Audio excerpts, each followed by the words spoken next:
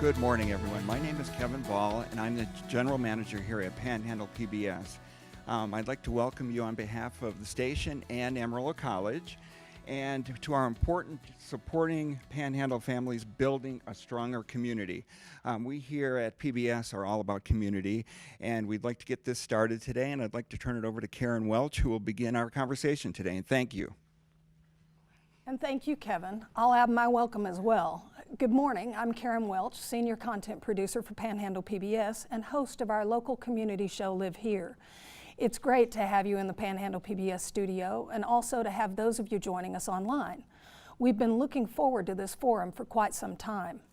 In every step of the planning, it became more and more apparent that people are enthusiastic about this conversation. It is a discussion that should leave us all with a clear understanding of where we are as a community, as well as a sense of how we can encourage healthy solutions long before families reach crisis points. You, in our studio audience, represent a wide cross-section of people who have the power to affect lives on a daily basis. We have a representative of Congressman Mac Thornberry's office and the Potter and Randall County judges, plus current Amarillo City Council members and candidates who are running for council seats. We have guests from the Mary E. Bivens and Amarillo area foundations, superintendents of Amarillo and Canyon school districts, and other school system employees. And the room is filled with representatives of many entities that work directly with children and parents. And I'm stuck there, so you will have to excuse me. We will end the program with a panel discussion and time for our speakers to respond to questions from you here in the studio and those of you watching the live stream. If you're watching online, please use the hashtag #HelpAndHopeKids. So let's have a meaningful community-wide discussion about how to strengthen the families and nurture the children among us. First, you'll hear from SASHA RASCO with Texas Department of Family and Protective Services. SASHA is Associate Commissioner in charge of the state's Prevention and Early Intervention Division. In 2016, the division expanded its efforts focused on upstream solutions for families, meaning assistance that prevents child abuse, neglect, and some family struggles from occurring. You can learn more about the division's Help for Parents, Hope for Kids campaign by visiting helpandhope.org. You'll find a wide variety of resources there for parents. SASHA is here to explain more about the program's efforts. SASHA? Good morning. I'm just thrilled to be seeing all of you here in the audience and watching via the webcast. I'm here to provide a little bit of context for the ad we're going to show you in a moment. And do I need to start over? No. Okay. Sorry. You can go ahead if you want to. Okay. So that seems odd, but good morning. Well, that's so that our live stream audience may hear her as well. That's right. So. Good morning. I'm thrilled to be here today with all of you in the audience, all of you watching the webcast. We have been planning this event for a while, and before I start talking a little bit about the genesis for today's event and show you an ad, I want to thank everybody who's been involved in organizing today's event. A lot of hard work went into it, and there's a lot of work to follow that I know the community will pick up the mantle and do everyone's part to help build stronger families.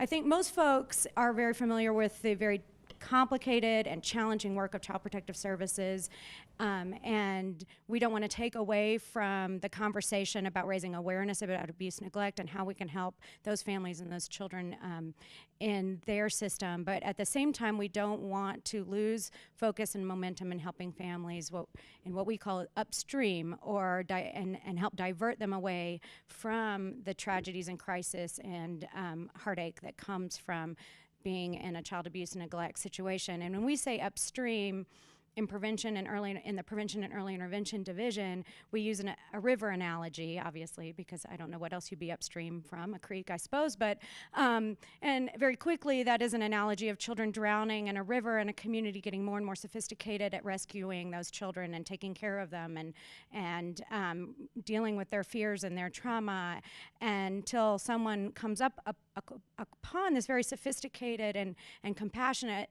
response, but says, I think I'll walk up river and figure out why these children are falling in.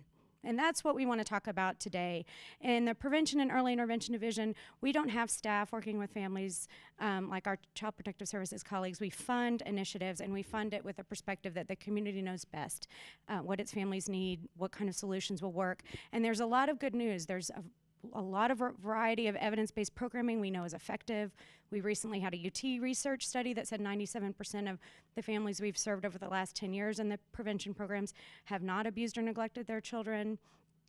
But as we have grown recently, we have found that it is harder to get families engaged voluntarily in these programs, even though we know they're effective. Parents aren't raising their hands and saying, I'm struggling, I need some help. It's just something as a culture we haven't helped parents to do. So we looked at our ads that we were running at the time, and they were what you probably can imagine: children huddled in a corner, a parent off camera screaming, and an awareness raising about the difficulty of abuse, neglect, and a call to report any suspected abuse, neglect. And that is important, but we thought that might not be the message those families struggling earlier would respond well to. They might not see themselves in that ad, and they might think, well, those kinds of classes must be for someone else because I'm not that parent. I just am stressed and I don't know what to do. So we did focus groups, and we found that families resoundingly could not find resources on dealing with the very stress of parenting. They felt alone and ashamed that their children took them to the edge and they were losing it.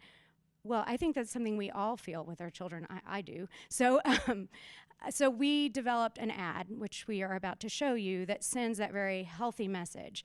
Your children are going to stress you out. There is nothing wrong with feeling at your wit's end with your children. It's how you handle it that matters. So without further ado, I would love to have the ad shown, and then be just a witness to the wonderful conversation I'm sure that will result.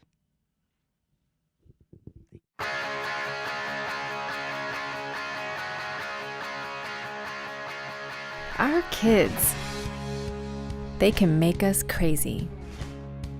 It's how we handle it that matters. Helpandhope.org can help with parenting advice that will turn overwhelmed into, oh well. Helpandhope.org. Help for parents, hope for kids. Thank you, Sasha.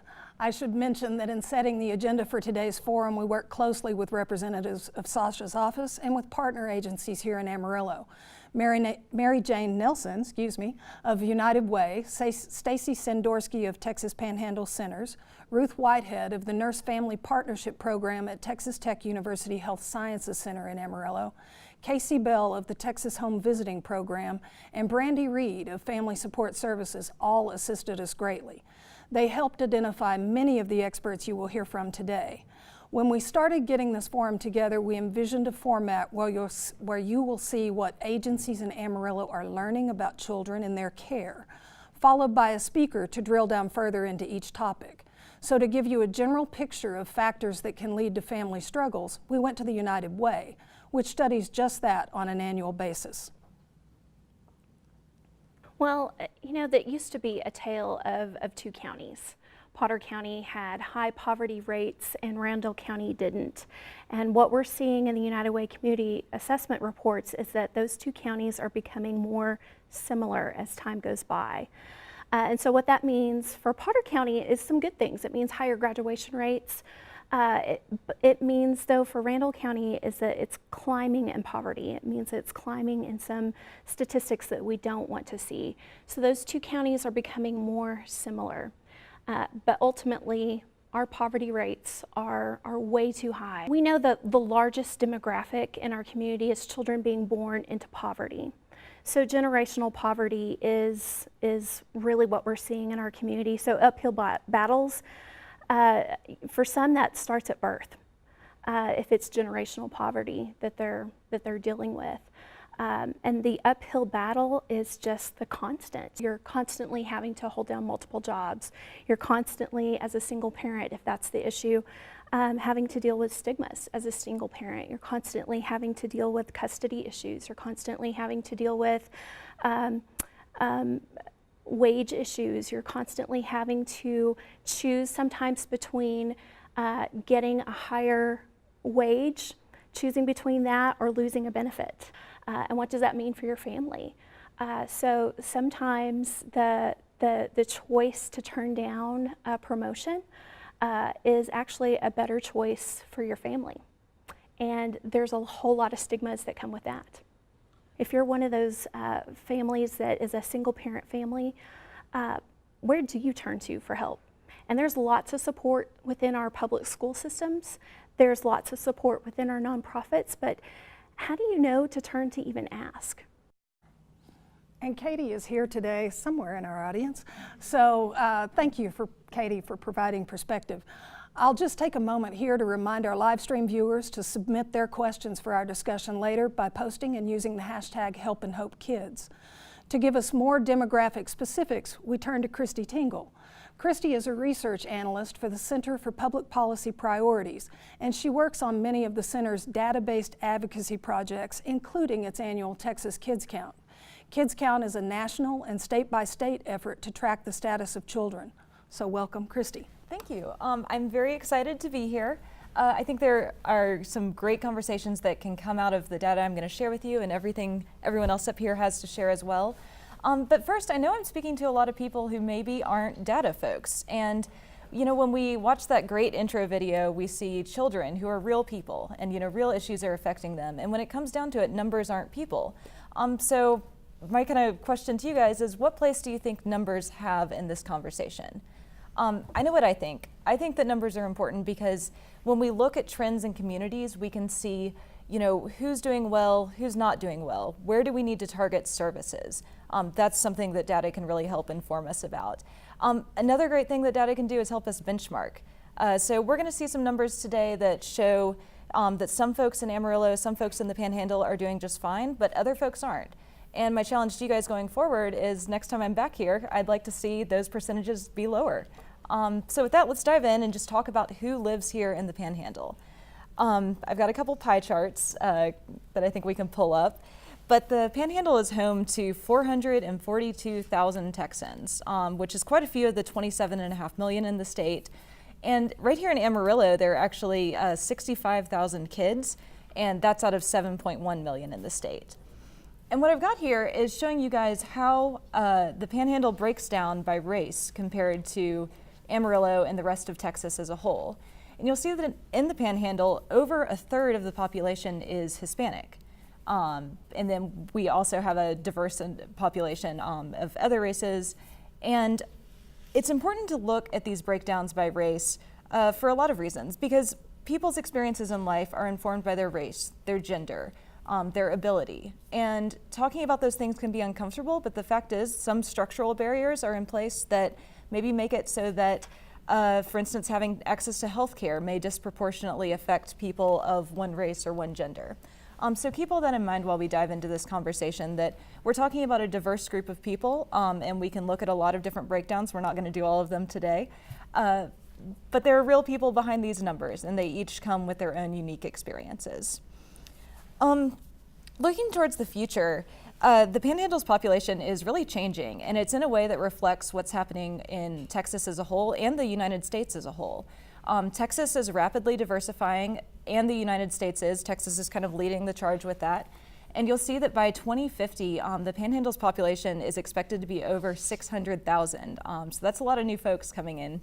And you'll also see that the Hispanic population is increasing rapidly.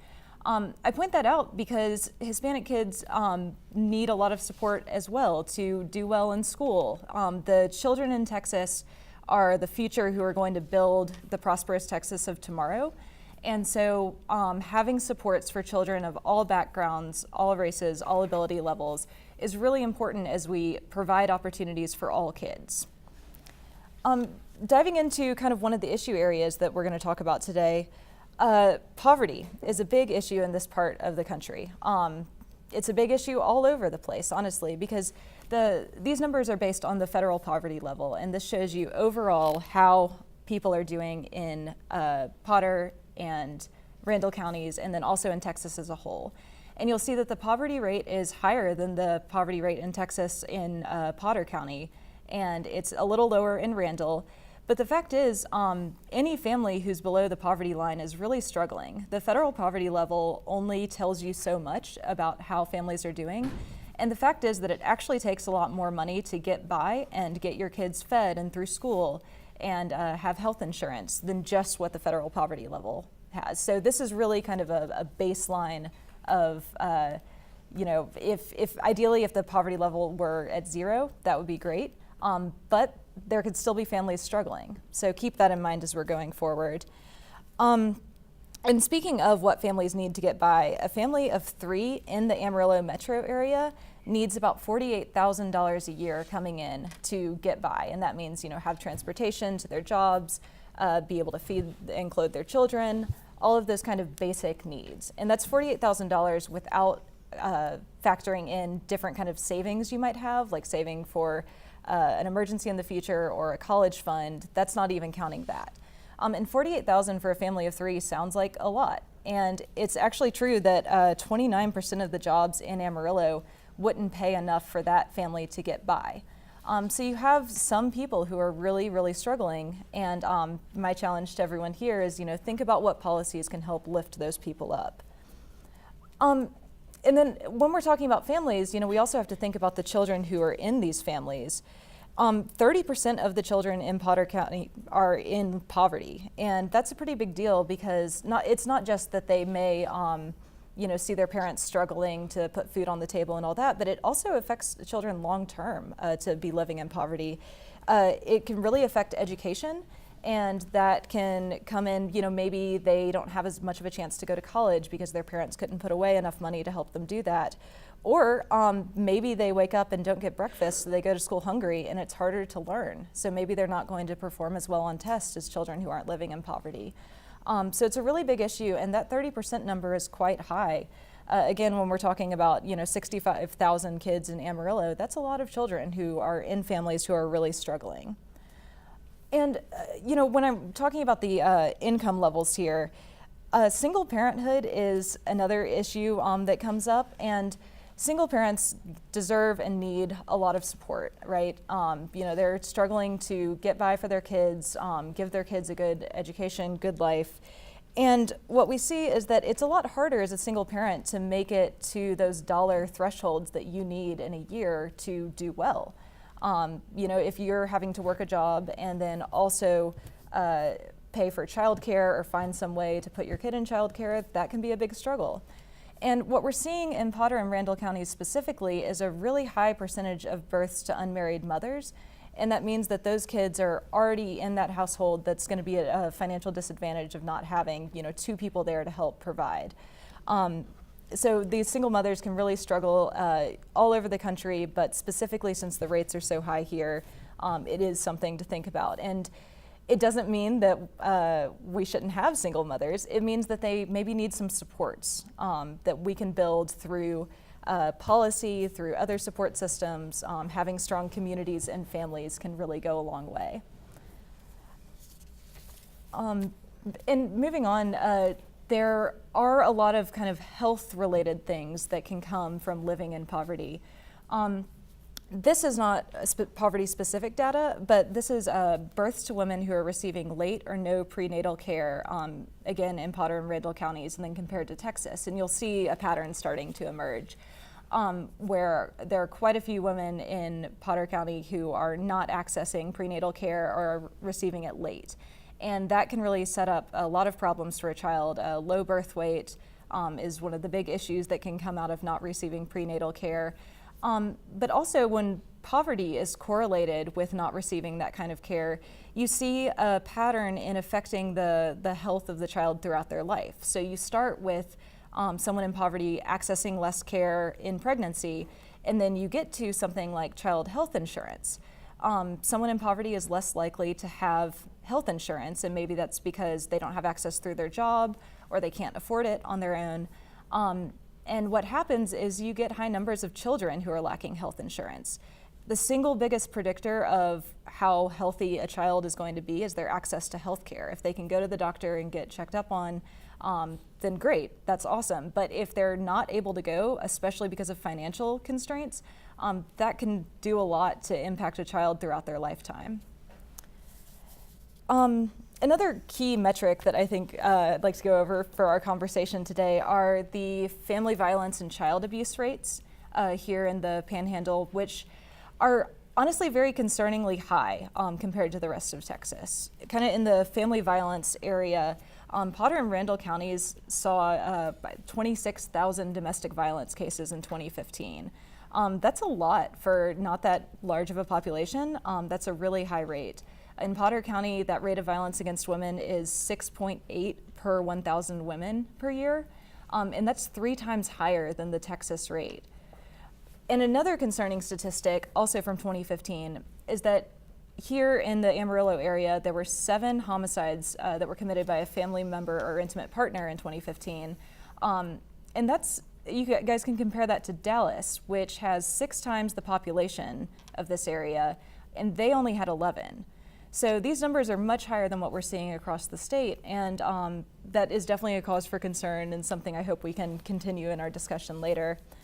Child abuse, also a big problem here as well, and it's not existing in a vacuum. The high rates of family violence are feeding back into the high rates of child abuse as well.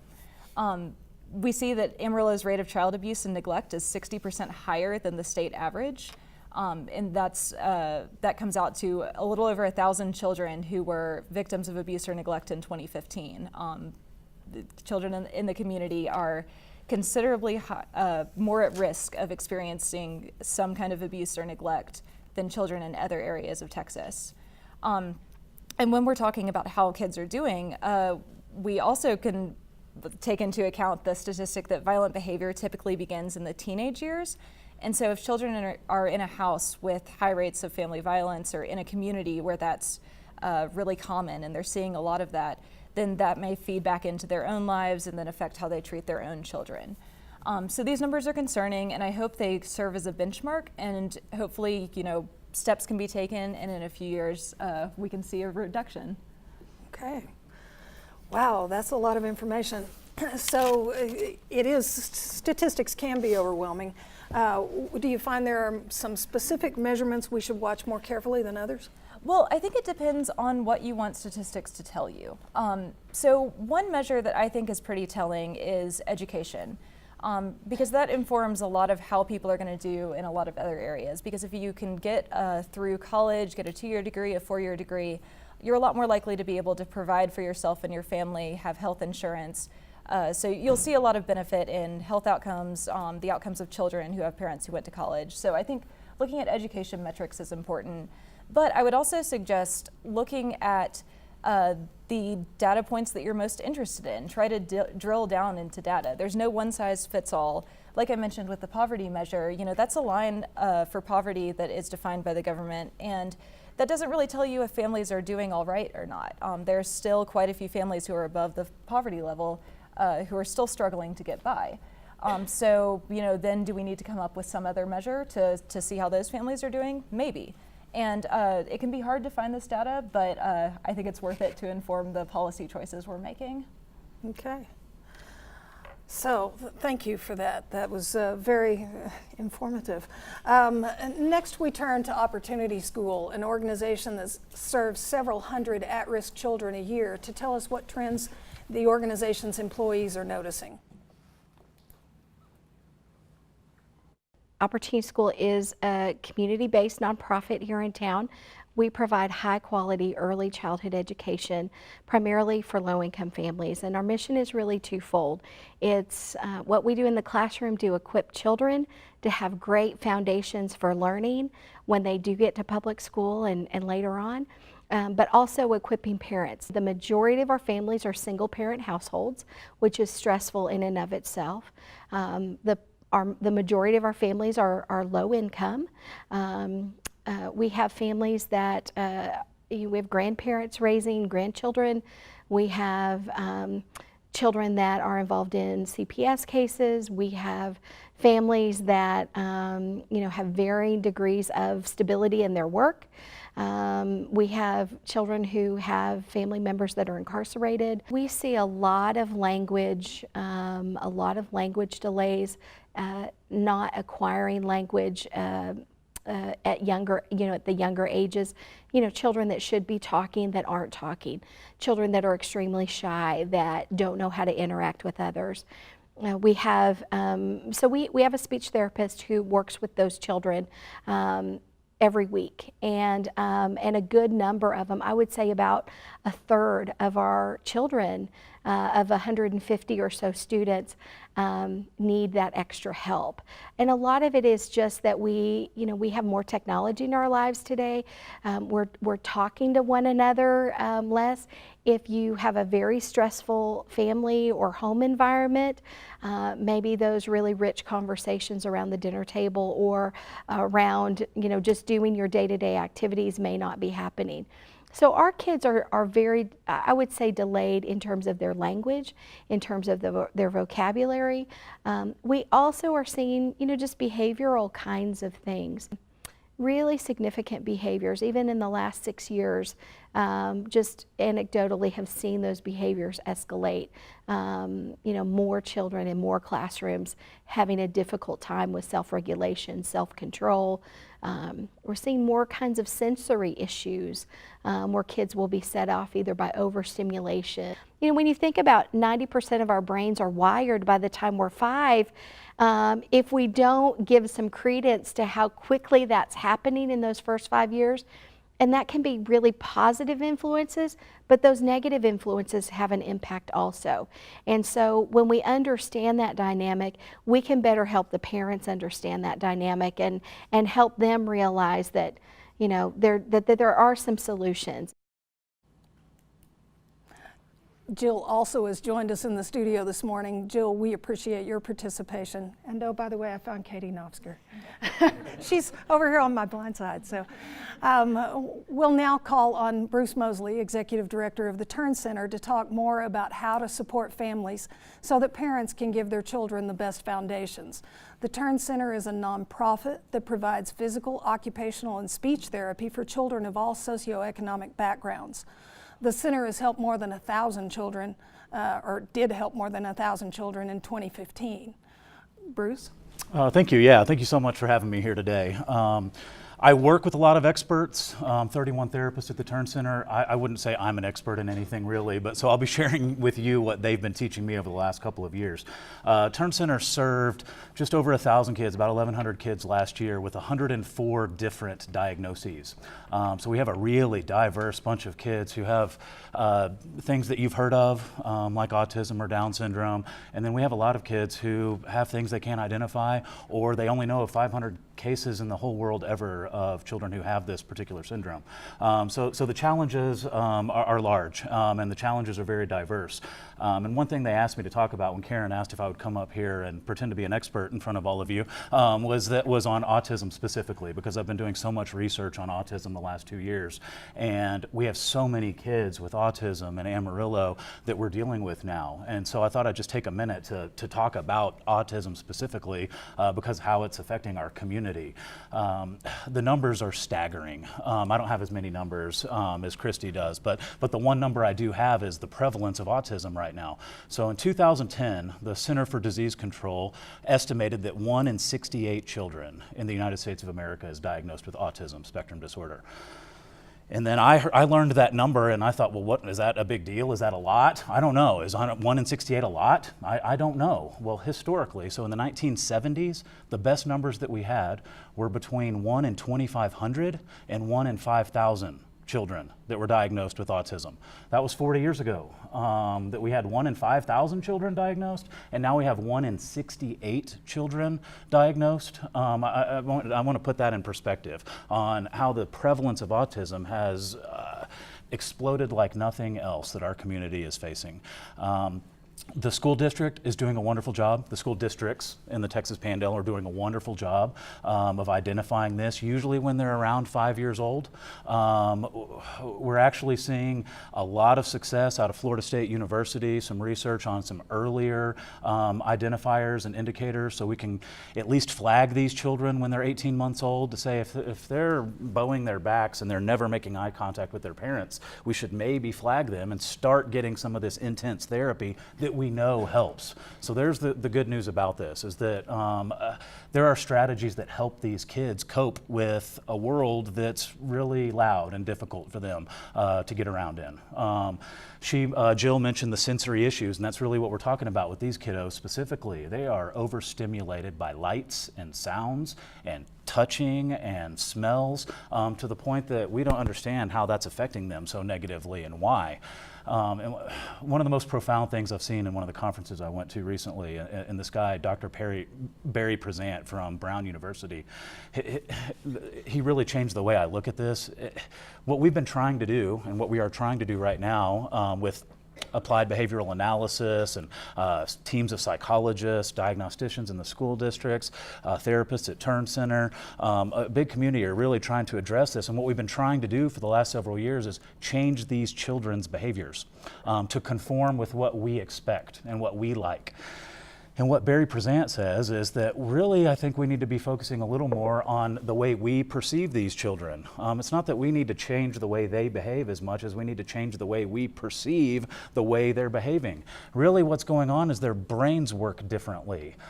We think we've identified, the University of San Diego thinks they've identified that it's a second trimester overproduction of brain cells in their frontal lobe, that's what causes autism. Now, what causes the overproduction of brain cells, we don't know. But one promising thing is that we're learning so much so fast right now. Boston University, Florida State University, University of San Diego are doing amazing research studies with functional MRIs, EEGs. They're mapping these brains, and we're learning through this fancy term called neuroplasticity that we can actually rewire these brains through therapy, cognitive behavioral therapy. Without medicine, we can actually rewire these brains. And so then, you get to a bigger question for me right now is, well, do we want to change the way these brains are wired? From my perspective, we have, over 100 kids with autism at Turn Center. And so I get to interact with these children daily, and I coach their Special Olympics teams too, which is really where I get to know them the best. And they're the smartest kids on the planet.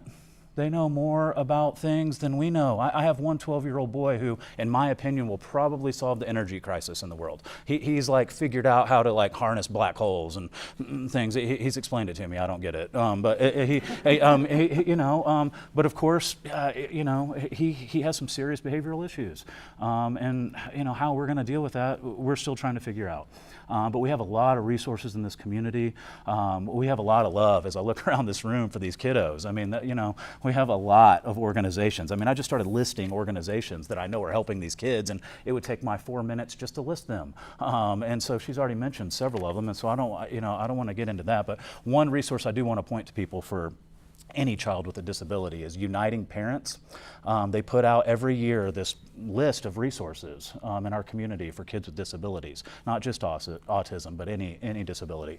And so Maria Garcia is who does that, and she has an electronic format for that now, and I can send it to anyone who wanted to contact me to send that to you. It's a great resource book for all of these nonprofits and agencies that are in the Panhandle that are helping these kiddos with these developmental differences. And so we'll be hearing a lot more about autism because of the significant number of kids that we deal with. And these kids who are on the autism spectrum are so varied, it's unbelievable. A lot of them are nonverbal and will never speak. Some of them, used to be called Asperger's, who are the most high-functioning people I know.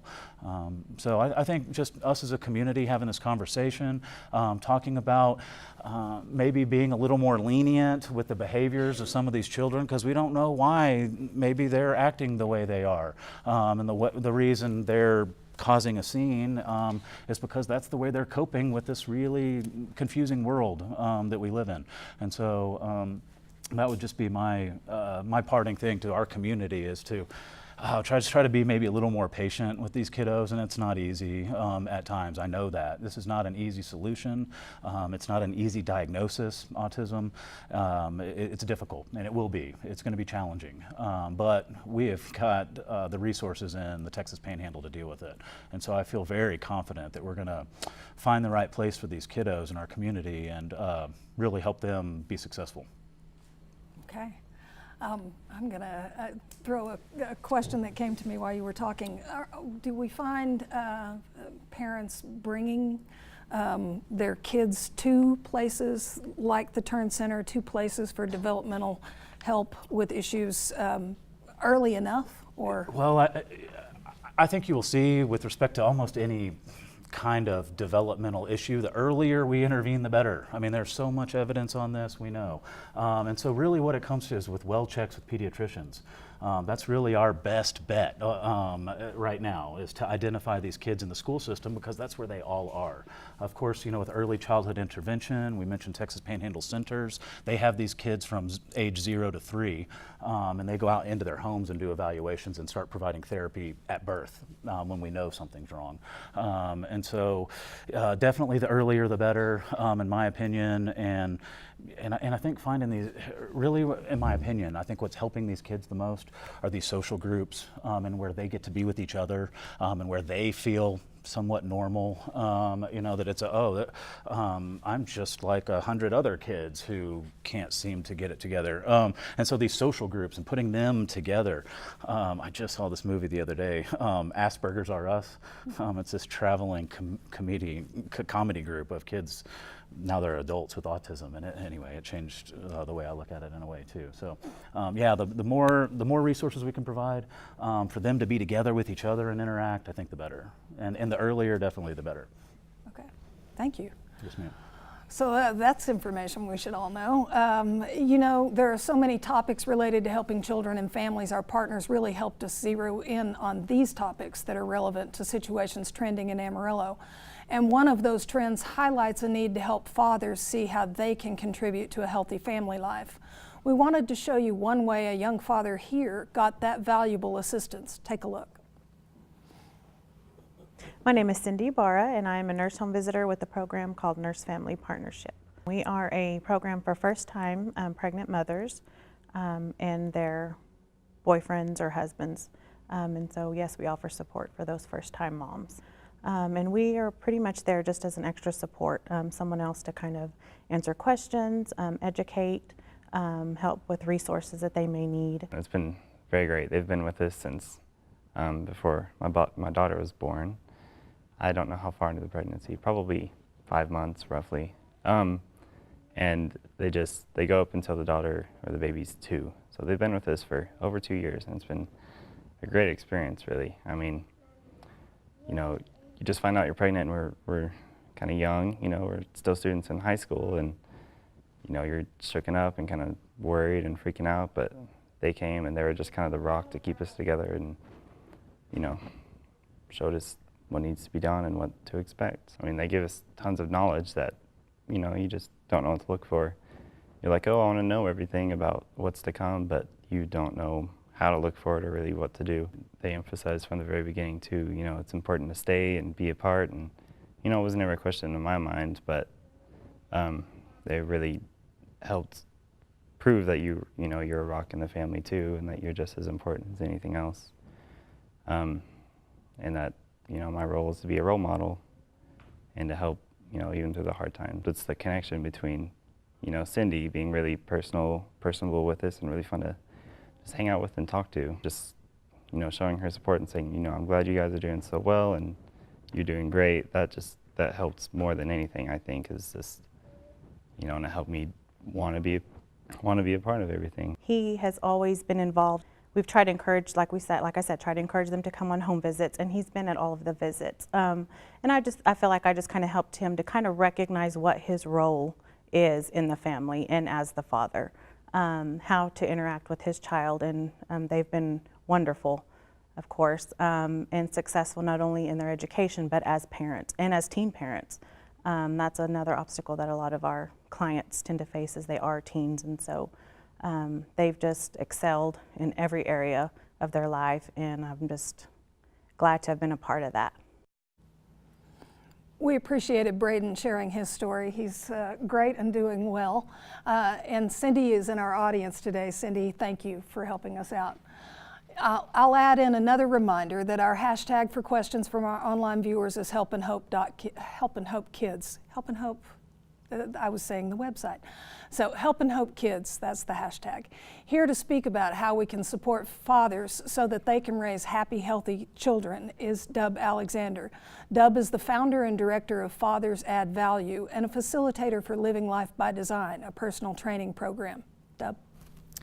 Well, first of all, I'd just like to thank you for facilitating this conversation. It's been great so far. I'd like to thank Mr. Kevin Ball and Kyle for the behind-the-scenes tour yesterday. For those of you who are watching at home, Panhandle PBS is a class act, and they're doing a great job here. And we have a studio audience that's looking good. I appreciate all you guys coming out and trying not to cough and clear your throat. And I hope this conversation has been impactful for you as well. So your question specifically was, how do we shore up the fathers in our community? And so, in other words, how do we bring support and stability to who they are and the role that they play in their families' lives and their children's lives? And I'm of the opinion that the greatest way that we can do that is simply by establishing and expressing value in who they are and the position that they hold as fathers. You see, we have the opportunity to bring honor to fathers in a culture where there is not a lot of that going on. If you take a step back and look at the cartoons and the sitcoms that are coming out of Hollywood, for instance, even if they're trying to portray a good dad, they show a guy that is providing a house, maybe he's putting food on the table, but when it comes to actually bringing value to the family dynamic within the home, there's a repeated disturbing stereotype of fathers being bumbling idiots. And so you have Homer Simpson, you got Peter Griffin, you got Al Bundy. All of these guys, they're present, but they're not bringing any value to the actual family dynamic. They're not investing anything that creates a culture within the home. And that's a real issue. When fatherhood is portrayed in our culture as a stupid waste of time, then young men that are becoming fathers, that have been taking in this entertainment all their lives, they have no healthy point of reference to having any value in themselves as fathers. They don't know how to see themselves and how to engage. My personal mentor, Dr. Barry Linhart, he always says that unknown purpose frustrates. Unknown purpose frustrates. So if you put a man into a home and he's experiencing all the pressures that come with a family setting and all the stress that comes with raising a child, and he has no prior healthy reference point to the truth that he can become equipped and he can partner with the mother in a powerful way when it comes to raising his children, he'll begin to feel out of place. He'll feel as if he's not truly contributing anything. He'll feel inconsequential, or even worse, he may feel detrimental to the situation of the family in the home. And so if you have a young man that's in that frame of mind, he'll become easily frustrated. And frustration can lead to anger, and anger in some extreme cases leads to abuse. And so in answering one of the more prevailing questions that has been put to this panel, as far as how do we head off abuse before it starts, let's teach fathers that they're needed, that they bring value to the family dynamic of the home. And when they realize that they have the ability to empower their children, when they have the ability to bring an impact to their lives that will affect them for the rest of their lives, that problem is going to go away, because a father who is intent on empowering his child will have no frame of reference for abusing his child. I'm going to say that again.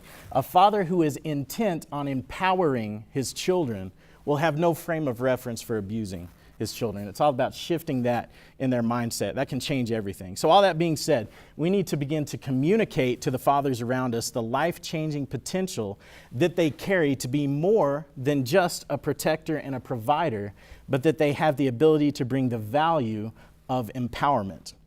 So the position that I hold with Fathers Add Value is this, that fathers have the opportunity to bring three things into the lives of their children, three main things. And that would be protection and provision, but also empowerment. So it's culturally accepted in the United States of America that fathers should bring protection and that they should bring provision. And that comes from the trauma that our nation has experienced through the Great Depression and through a series of wars. These events in our history have shaped and establish the importance of the necessity of provision and protection. And so it's manly to be a protector. It's manly to be a provider. But you never hear anybody talking about the value and the manliness that comes with empowering your children, building things into them that will change their lives forever. And so let's talk about empowerment. Empowerment has not been established in our culture simply because there has not been a singular traumatic event that has forced that into the forefront. Rather, what we're seeing is we're suffering a slow decline in society as a whole because of the lack of empowerment from father to children, father to child. And so how do we break down empowerment? How do we make it simple so that we can understand it? I put it out in a simple 3-step system that I call the belief empowerment process. The belief empowerment process. Because empowerment is really all about choosing to believe in someone. So if I want to empower Bruce, I need to believe in him authentically. And so the first step of belief is internal belief, and that's in the form of trust. That's me choosing to believe that my daughter's life has value. It's me choosing to believe that her potential is great, that she carries a contribution and a gift that she's going to be able to release into the world that no one else on the planet can, and that potential and that contribution is worth my investment as her father. Instead of fathers being portrayed as bumbling idiots, they should be portrayed as the most powerful and important male figure in a child's life. And so that's what I'm doing with my daughter. I choose to trust in her. Once you establish internal belief, you have to move into intentional belief in the form of encouragement. A good father will verbally invest into his child by encouraging them, pointing out their strengths, referencing their talents, bringing attention to their child's innate value. Internal belief is trust, intentional belief and encouragement. And then lastly, influential belief. That's when you champion your child to those around you. And so you step back, you look at your personal achievements, your relationships, your spheres of influence, and begin to voice the belief that you hold in your child. You begin to leverage your influence on their behalf. And what happens is your ceiling becomes the floor for your child. If you'll do those 3 simple things, you can bring a life-changing level of empowerment into your child's life. So you and I spoke and we talked about the philosophy is great, but how do you practically do it? What do you take away from this and put into action? Absolutely. So if I can't bring a practical exercise to fathers that they can implement into their life, then I'm just running my mouth about a problem. And so I work for a company called Living Life by Design, which is a personal purpose company, and we work with the discovery, acceleration, and mastery of personal purpose. And one of the things that my bosses, Dr. Tina Hay and Dr. Barry Lenhart, have taught me is an exercise called the greatness that I see in you. And what we do is we train ourselves to always be looking for the greatness in those around us and express it. And so, for instance, I just met Bruce this morning, but since I've been looking for his greatness, I can turn to him and authentically say that the greatness that I see in you is brilliance. The greatness that I see in you is honesty. The greatness that I see in you is hardworking. The greatness that I see in you is a huge heart. The greatness that I see in you is a world changer. All of these things are true. How many of you would agree that those are true about Bruce, just from what you heard? But I've trained myself to become aware of that and to not feel weird about expressing it to him. And by doing that, I can empower him. And so when it comes to empowering a child, when it comes to empowering my child, I just change that a little bit. And so my daughter is 5, and so I'll sit down every night that I'm home. I travel a lot for work, but every night that I'm home, I'll sit down on the bed next to her and I'll say, Cinda, what I love about you is you're kind. What I love about you is you're hilarious. What I love about you is you're brilliant. What I love about you is you're a world changer.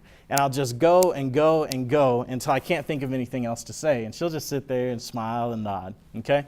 So what I'm doing in that moment is I am empowering her, and not only that, I'm building a library inside of her of the greatness, the truths of the greatness of who she is. And so she started school this last August, and so I took her up to kindergarten, and she was walking beside me, and when I got to the door of the school, I noticed that she wasn't beside me, and so I turned and I looked back, and she was standing a few steps back, hanging onto her backpack. And so I went back and I got down on one knee and I said, Cinda, what's wrong? And she said, Dad, I'm scared.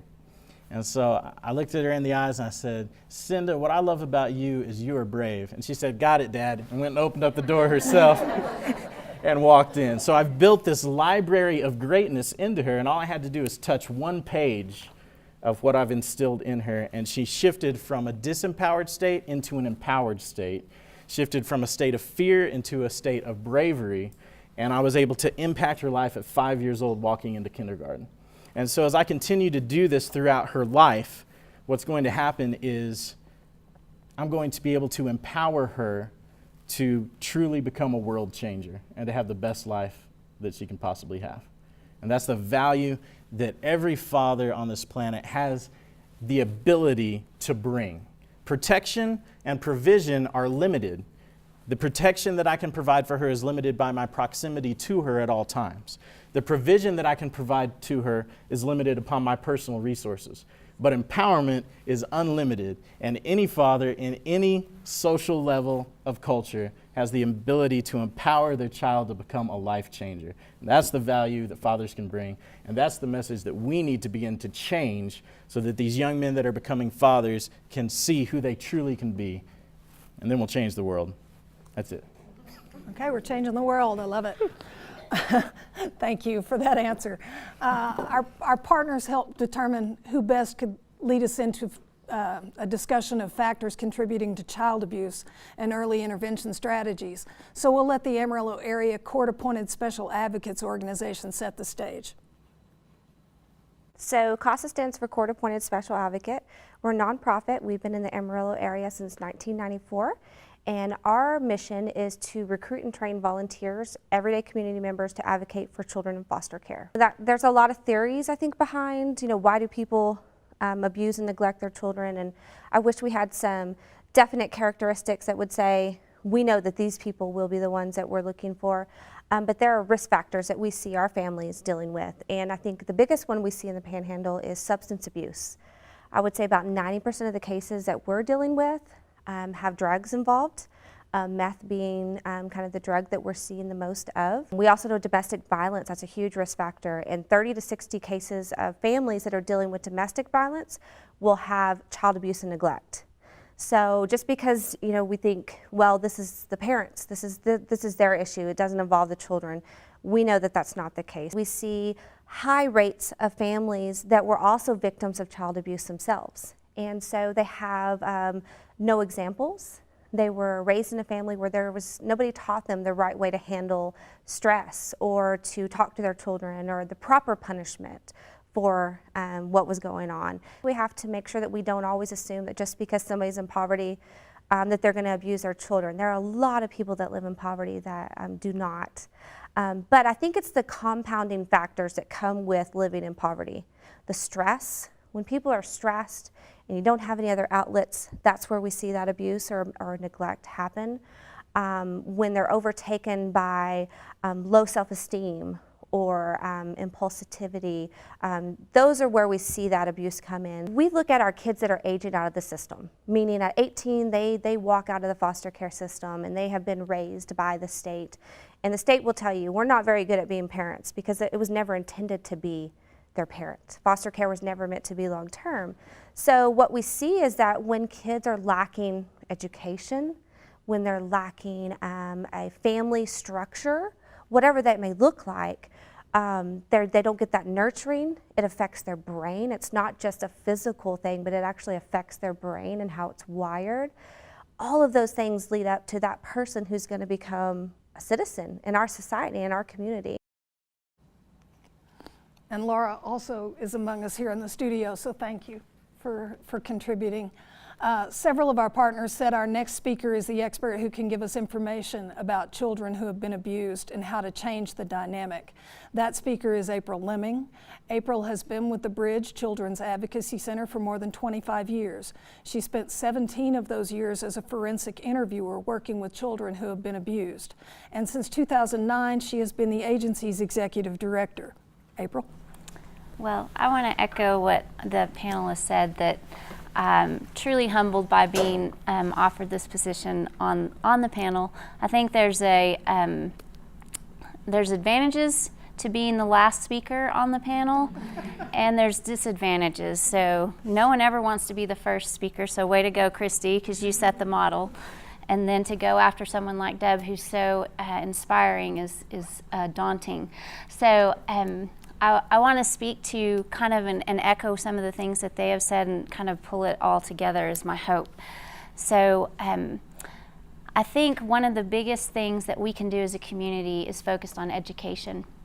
One, all of you being here, but you guys are also the ones who are really aware, those in our studio audiences, you work with this population sometimes daily. For our online audience, that may not be as much, but each one of us as a member of a community and as someone who cares about children can be a part of the solution. So one thing that a couple of things that KRISTIE mentioned that really struck home with me are that the single biggest predictor is children's access to medical care. And I know for us that is big, especially for those children who are being physically and emotionally abused.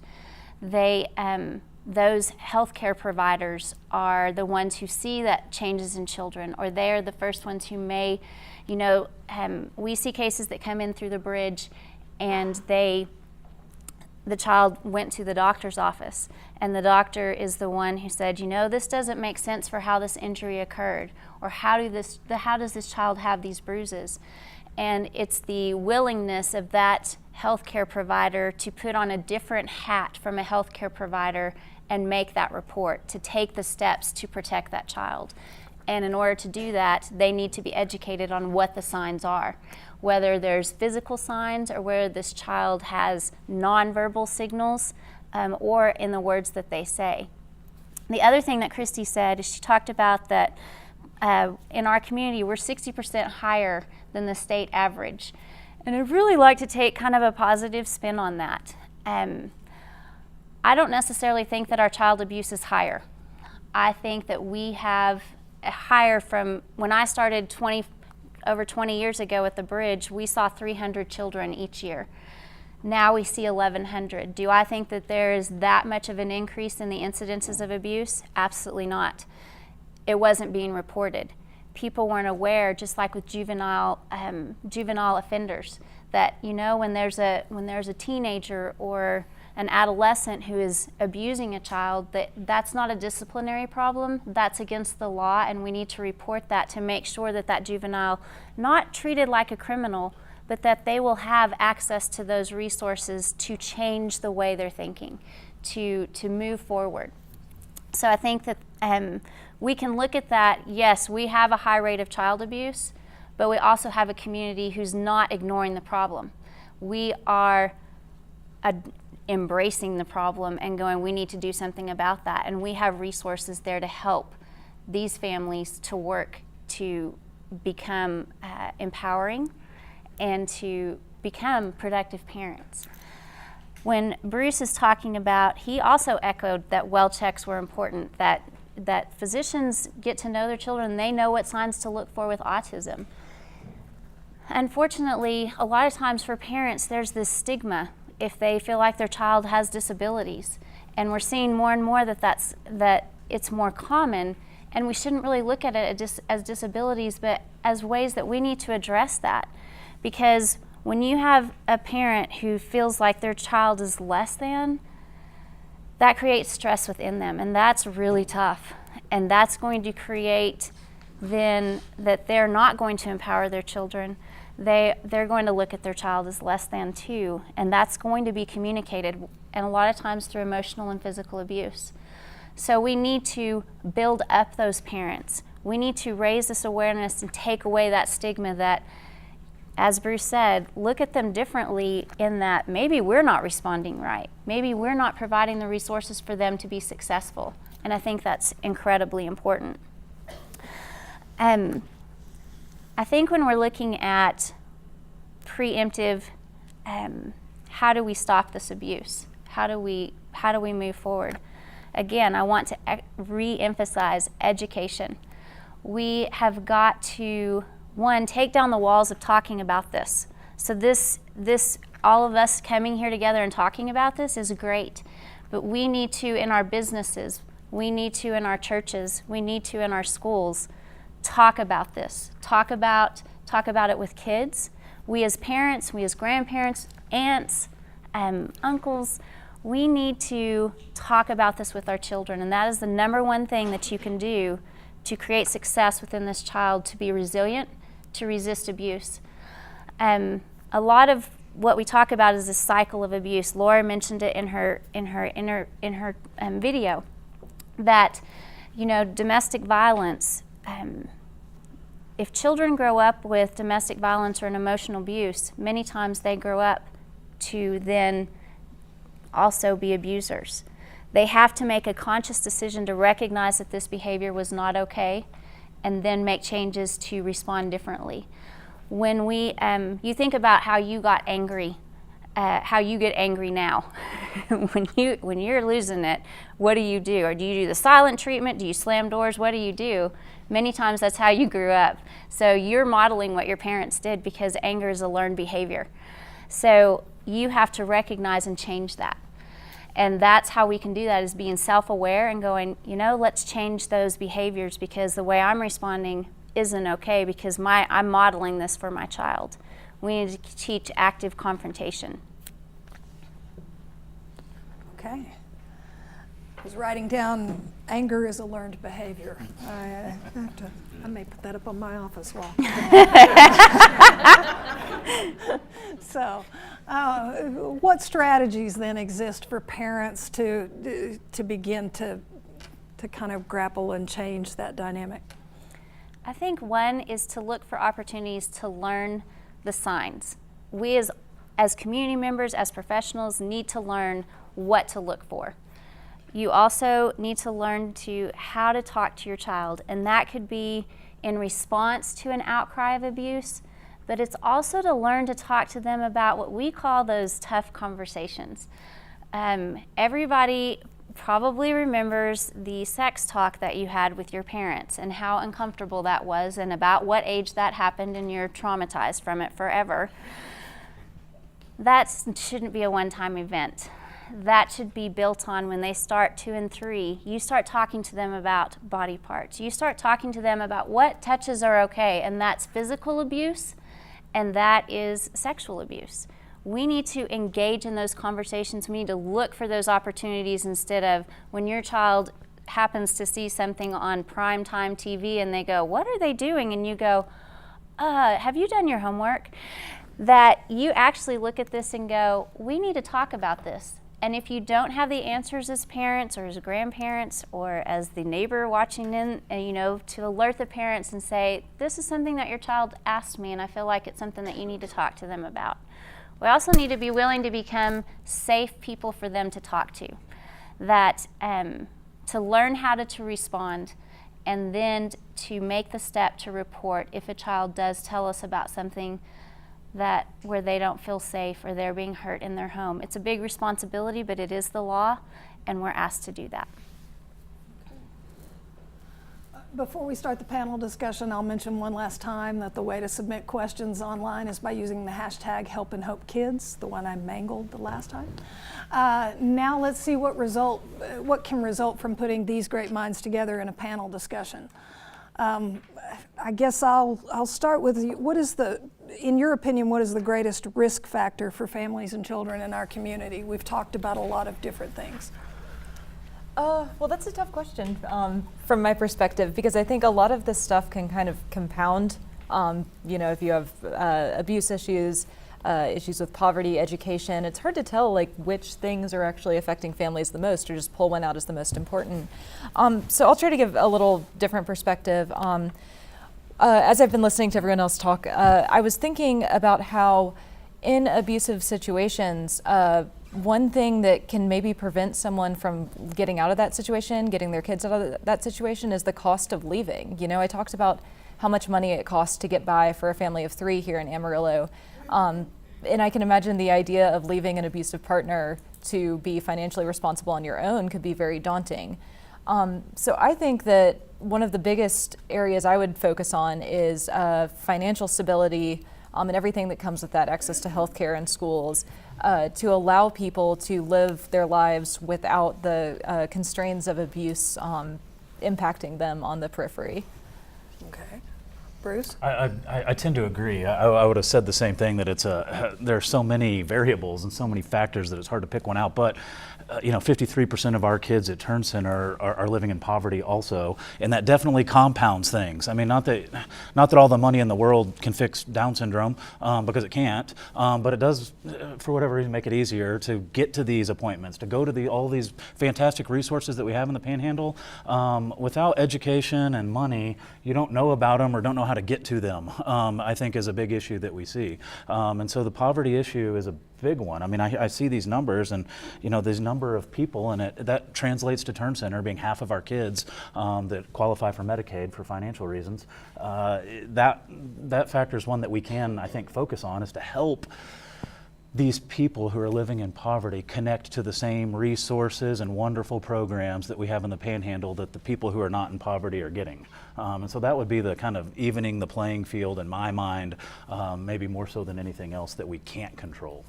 Okay. Dub?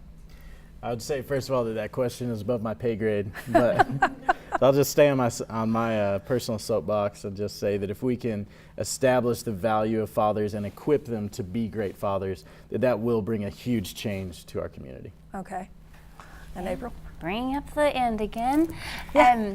We'll switch it around next time. Okay, good. Yeah. Of course, they've mentioned absolutely good points. I would say education. That you have to educate yourself to be aware of the signs. So if you don't know what to look for autism, for emotional abuse, for physical abuse, for sexual abuse, then you're not going to know that you need to respond. So educating yourself about what to look for, and then how to respond, what resources are available, and how to react to that in a way that builds up that child, that validates them for who they are as a person, whether they have disabilities or whether they're victims of abuse. We're always a group of folks that, Sasha wanted to add. Yeah, I wanted to add something, and I didn't know if I needed a mic. Yeah, Do that. please. I just wanted to add a framework to think about as you try to decide what to do as a community, and it's something that we refer to in PEI as protective factors. So rather than looking for risk factors, we really talk about, and this is a public health concept, what are the protective factors in a family that sort of guard against the bad outcomes, whether it's child abuse, neglect, or school dropout, or juvenile delinquency, and so they fall into 5 categories, and in and of themselves it can help you think of strategies. So the first is nurturing and attachment, or just really loving your child, and I think that has been brought up, that in of is the most important protective factor. You can really deal with the stress and maybe even a lack of understanding, because you'll know, then seek out that understanding if you have that love for your child. And a couple just real tangible things that we know work. Breastfeeding is hugely protective and increases attachment to a child, not just because it's beneficial to the infant, but because it really springs a biological process and a set of hormones, and it's a physically intimate experience. So promoting breastfeeding, whether that's in hospitals or workplaces, as a community, that's one, just a real tangible example of increasing that protective factor. Helping dads feel valued as soon as you see them, and usually they'll come to that gender reveal, ultrasound, so that's one place where dads might show up in the very beginning, and just to be told, you matter. You matter, you're going to be important to this child, show up as much as you can, because we've learned that that's really, dads don't know they matter, and we don't really reinforce that. They assume they need to be at work, they assume they need to be making money, and if they show up at the prenatal visit, they're assuming they're being judged for not being at work. And that was a framework that I hadn't thought of. So they need to be told, it's important you're here, it's important for you to support the mother of your child. Helping dads understand how important it is to support breastfeeding ties those two things together. So that's one example, attachment. The second is knowledge of child development. And that, so many abuse and neglect comes from not knowing what to expect from your children, thinking that they should be potty trained by 2 and getting really frustrated. And because you were probably maybe beaten or shamed because you didn't potty train the way your parents expected you, or understanding teen behavior, understanding if your child does have a developmental delay or disability, that your expectations need to be different, and how to, so that's where the education comes in, parent education about what to expect at different ages and stages, and that can be delivered in a variety of ways. The third protective factor is resilience, or the ability to cope with stress. So this is where you're looking at mental health. You know, how is the parent's ability to cope with whatever stress? Do they have those protective factors, so that when things are bad on the economic front, or they can't get their car's broken down again, they have some coping skills, and that doesn't interfere in their relationship with their child.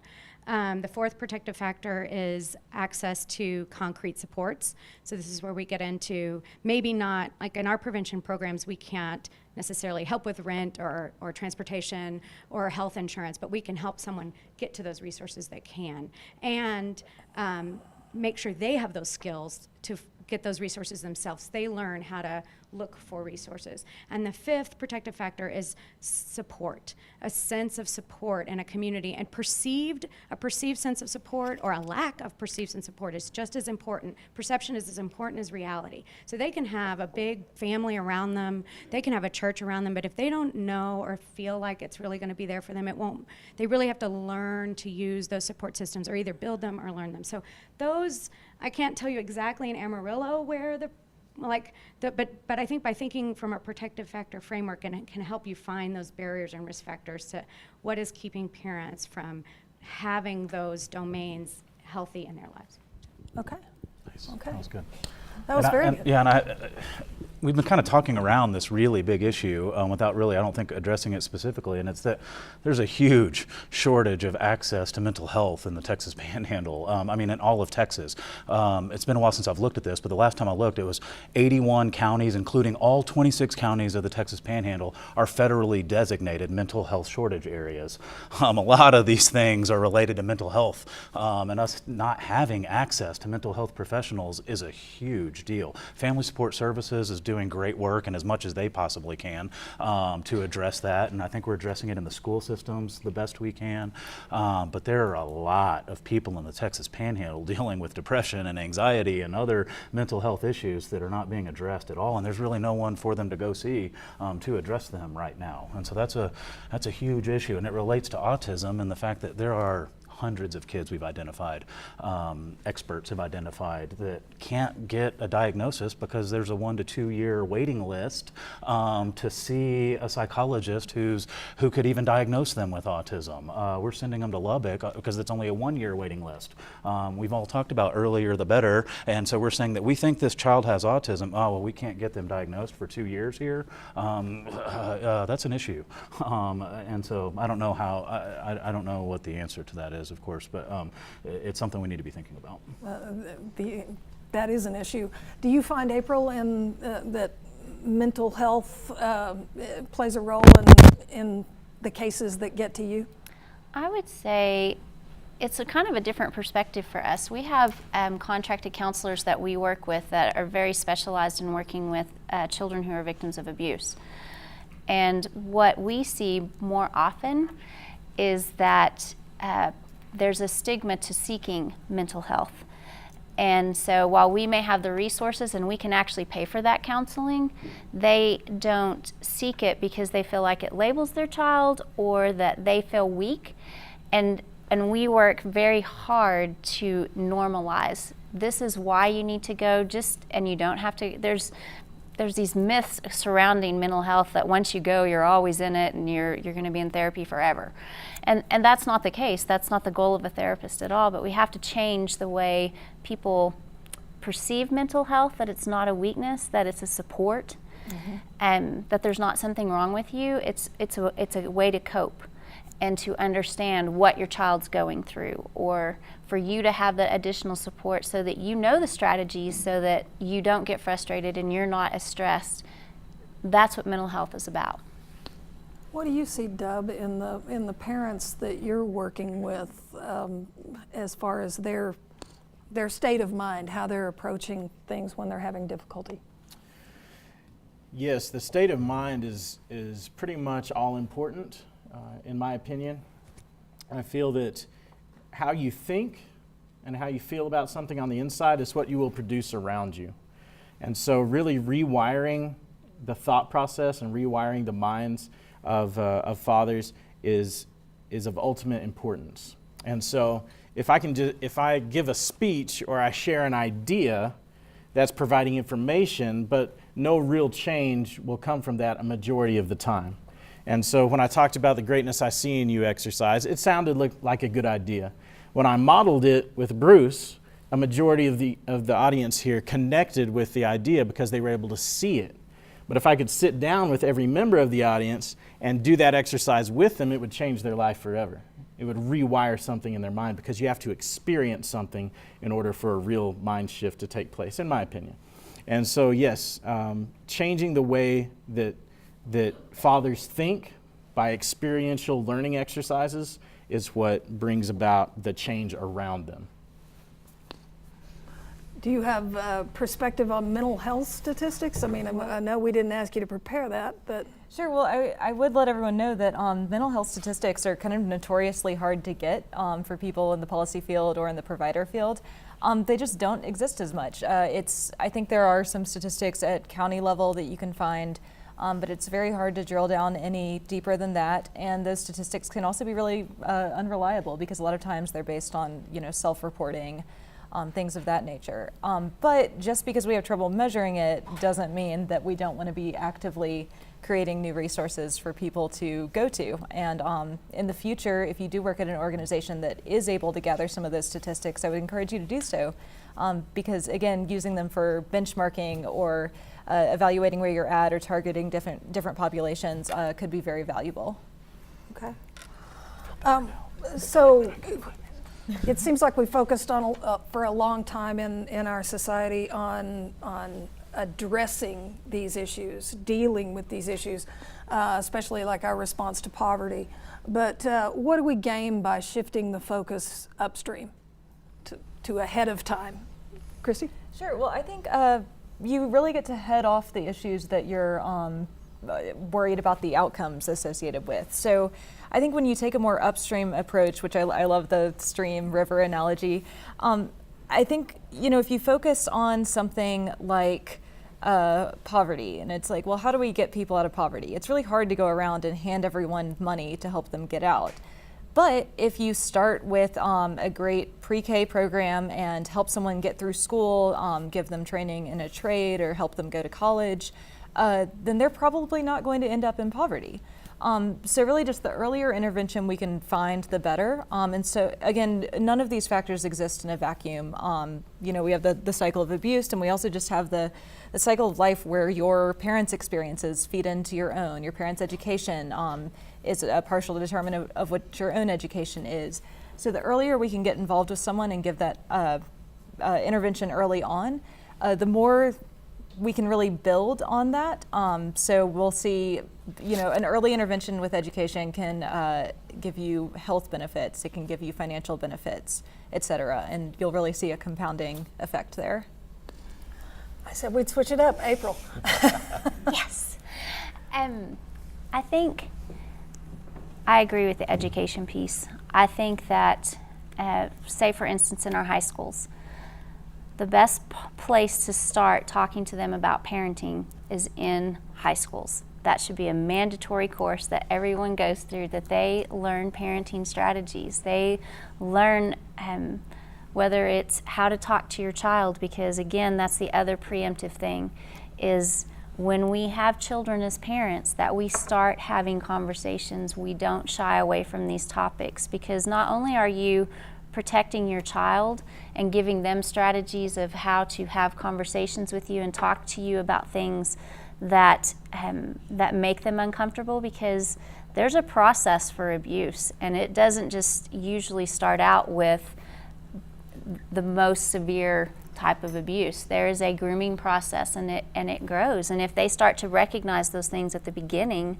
then and they come and they feel comfortable coming to you and talking to you about it, you're going to see those things from the beginning.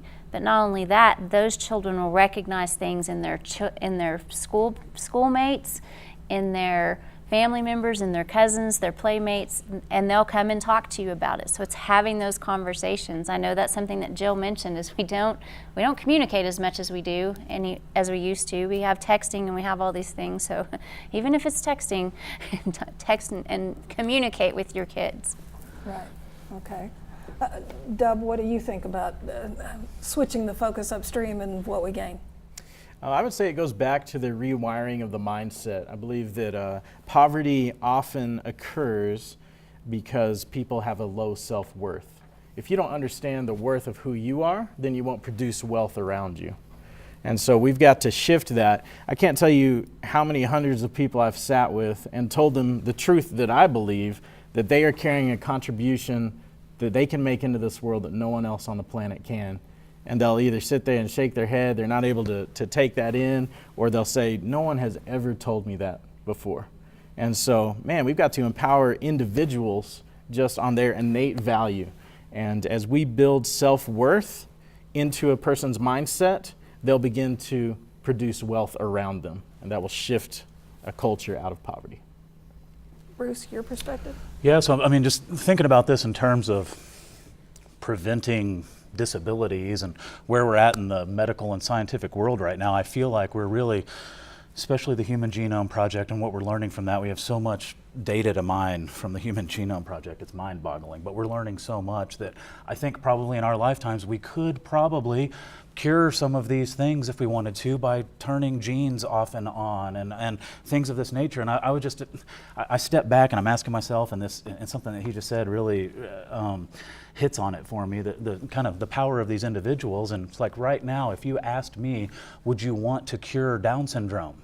I don't think so. They're the sweetest, coolest, kindest humans I've ever met in my whole life. Why would we want to change them?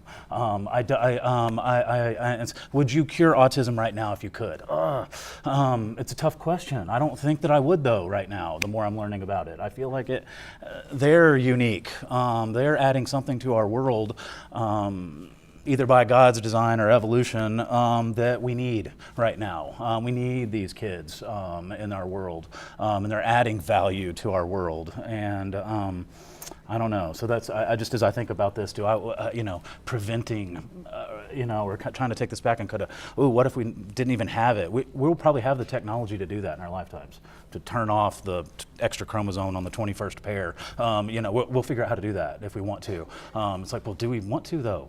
Why would you want to do that? If y'all have never spent time with a child with Down syndrome, I highly encourage you to come to one of our Special Olympics practices or come up to the Turn Center and hang out with them for a while and go, do I really want to change who this person is? I don't want to. So anyway, I don't know that that's directly related to your upstream question. I kind of, anyway, that's where my brain went, though, so sorry. Anyway. Okay. Dub, your pop culture reference about fathers makes me wonder, and audience weigh in on this too. Where do we reinforce the wrong ideas? To parents, to children, and how do we change that? Okay. So when you look at different spheres of influence that shape the culture in a nation, and every fully developed nation, I've traveled internationally and done some work, especially in Uganda. In every fully developed nation, you're going to find 7 spheres of influence that shape culture. And that would be the sphere of religion, which varies greatly upon which country you're in and the prevailing belief. You have family, you have education, you have government, you have entertainment, you have media, and you have business, which funds everything. And so the people that are at the tops of those mountains is what I call them, but the people that are in control of those spheres of influence shape the culture of a nation. So you have the sphere of entertainment and you have the sphere of media, but they're very different. They may both use television. Entertainment would be movie, television shows, music industry, sports, anything that suspends reality and just gives us enjoyment. Media uses, like you guys, uses television to broadcast truth. And so what we need to do is utilize outlets like Panhandle PBS to put the truth out there. And as we come from the media sphere, broadcasting truth and shifting the perception of people, eventually the entertainment mountain or the entertainment sphere will begin to reflect the truth that is accepted by the majority of the population of the nation. And so shows like this right here, that's a step towards forcing the entertainment industry to step back, reevaluate, and begin to produce what the people want. April, do we see things in our pop culture that reinforce the negative behaviors and things, or do we? How do we look at that? I think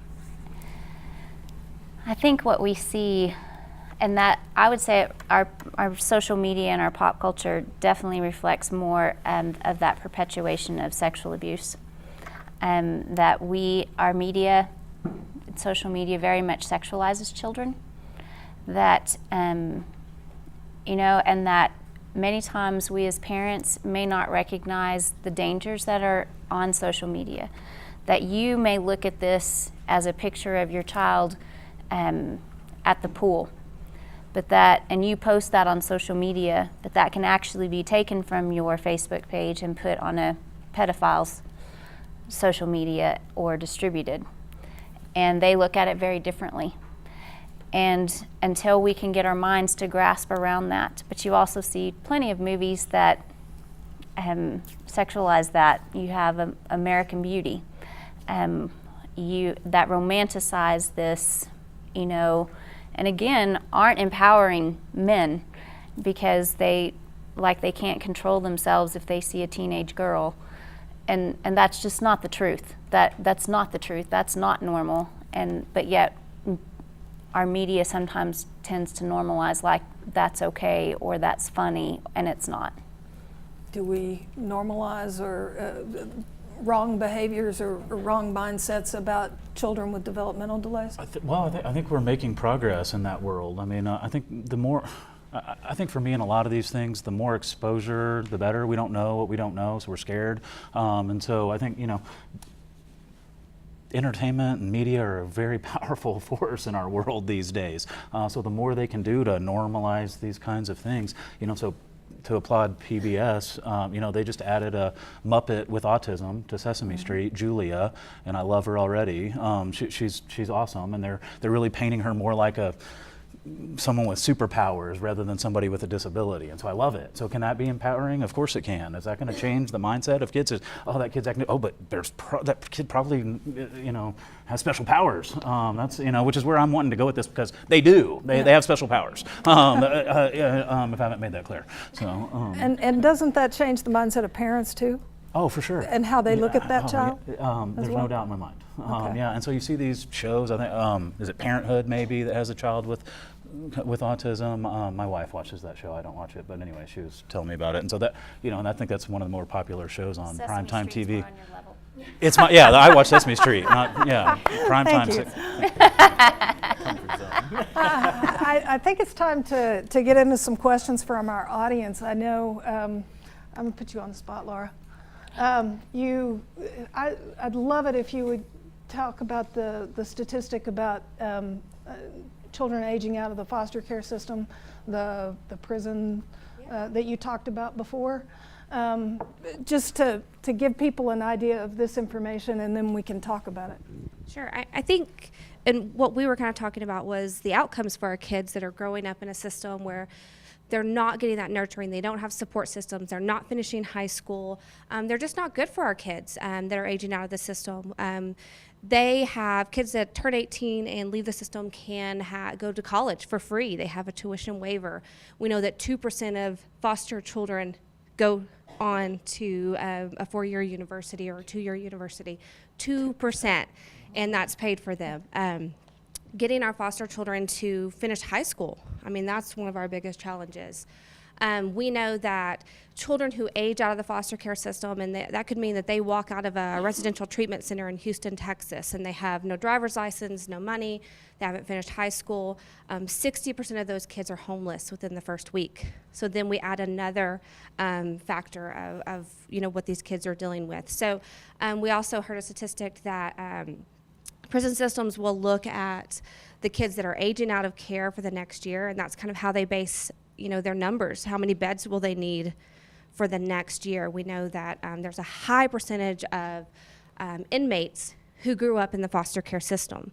So, if we look at that and we're talking about prevention, what are we doing early and often with our kids in care and those families to prevent them from having those outcomes? We have a real issue with kids that are aging out of the system right now.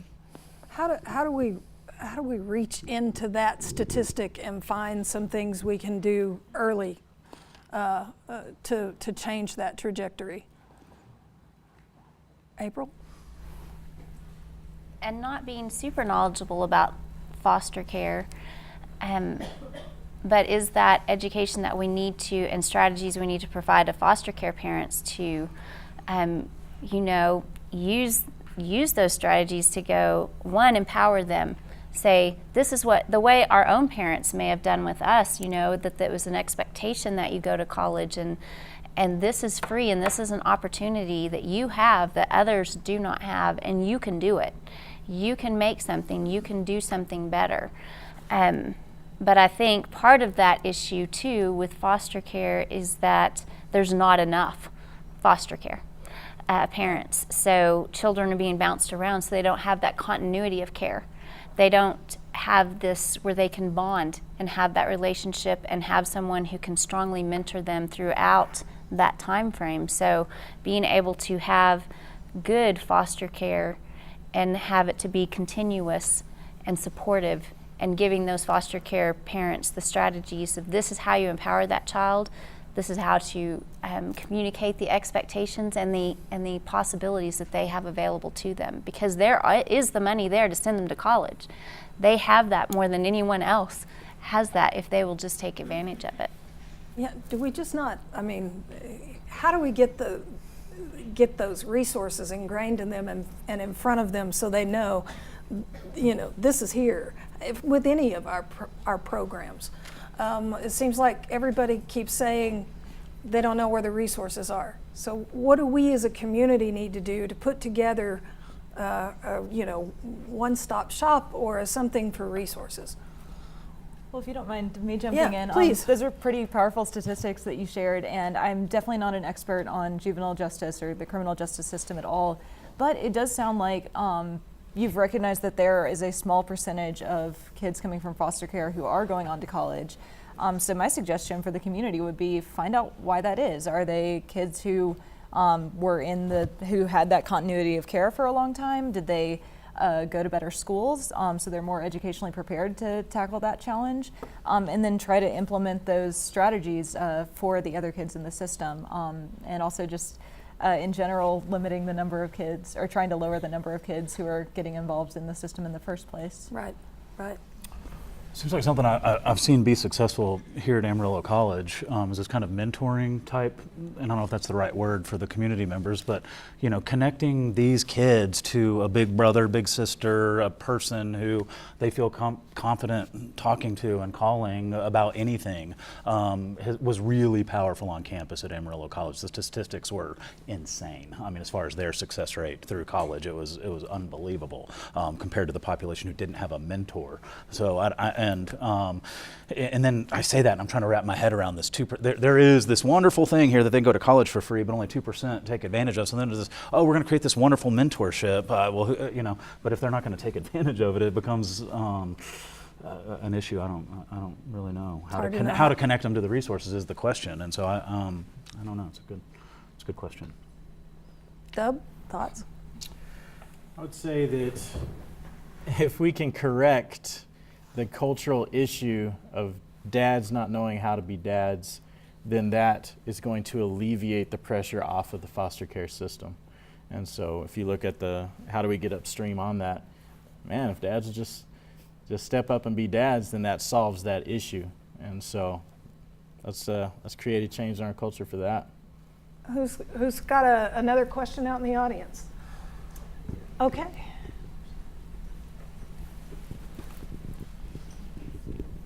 Hi. First of all, thank you. This has been very informative. I had a question and then a comment. Can they hear me? This is Well, you talk louder for in here. Okay. That microphone is for our live stream audience. So Okay. and one of the concepts, I really like the concept of empowerment. I also just want to caution us in the way that we use that, because when we say empowerment, or I'm going to empower parents, children, dads, etc., what that says, the underscore message there is that we have the power to help you change your life. And it's not that we are empowering somebody, it's that we're helping them recognize their own power, helping them recognize that they are powerful, that they are capable, that they are competent, that they are able, etc.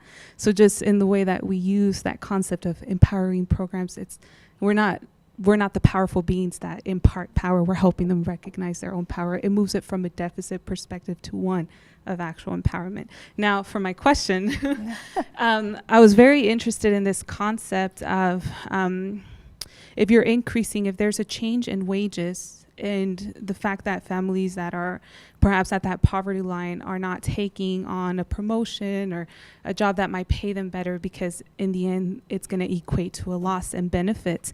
So how would that look like in terms of policy? If it's not going to be an increase in wage, then are we looking perhaps at a phase out of loss of benefits? So that instead of as soon as if you get the raise, you're done with, food stamps, et cetera, but perhaps like a phase out so that the family can stabilize themselves. And I'm just curious in terms of what an actual policy would look like, what an actual policy change. Does that mean that we need to go back and reconsider what it means to be in poverty? Because if the cost of living has increased, cost of everything has increased, but wages have not increased at that rate, then obviously it costs more to live, but wages never actually had that same progressive growth. So are we looking at maybe perhaps, is policy looking at what poverty means? So what would that look like? What does an actual policy agenda would look like? Well, that's a great question. And it is a really complicated issue. So there's definitely not even a one-size-fits-all answer coming from me. But I would say there are a couple different policy examples I could give you. One might be if we have the federal poverty level set and anyone below that level can access some kind of benefit, then great. That's great for them. But let's say people making even $10,000 more than that still are struggling. Changing that threshold to say, okay, instead of the poverty level, let's look at either the supplemental poverty measure, which does take into account other programs and benefits, or let's say, let's make it 2 times the poverty level. If you're below that, you can access benefits. So some kind of structural change on that order. Another policy agenda item for helping families out with the wage and benefits trade-off is ensuring that there are good jobs in a community, and figuring out how to encourage employers to offer health insurance, for instance, rather than not offer health insurance, because things like that can help out a family a lot. So really targeting the job side of the equation can also be a good policy intervention.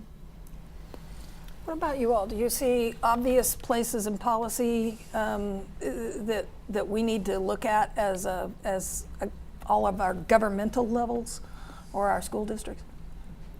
I think affordable health care is going to be, if we could ever achieve that, that would be amazing, because right now employers are looking to get out of it because it costs them so much, especially like if you talk about a small nonprofit. I know how much it costs us to have health care for our employees. It's something that we strongly believe in.